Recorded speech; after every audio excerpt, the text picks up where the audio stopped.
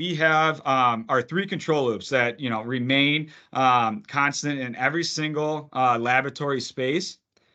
First control loop is going to be your face velocity or your hood velocity.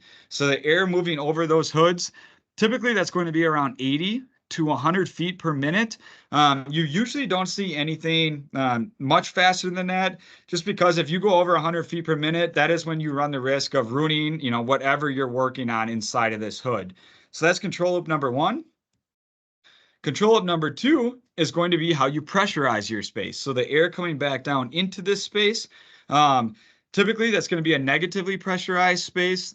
You will run into different situations as far as, OR suites, maybe different types of isolation rooms that will be positively pressurized, but typically it's going to be a negatively pressurized room.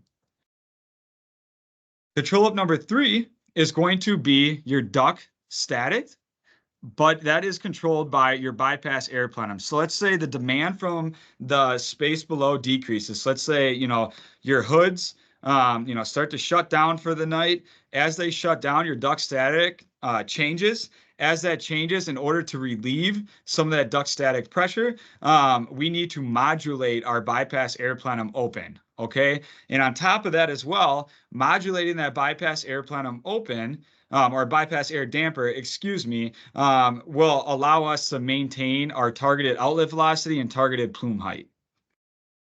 So just to sum up one more time, the three control loops, again, your face velocity or hood velocity, 80 to 100 feet per minute.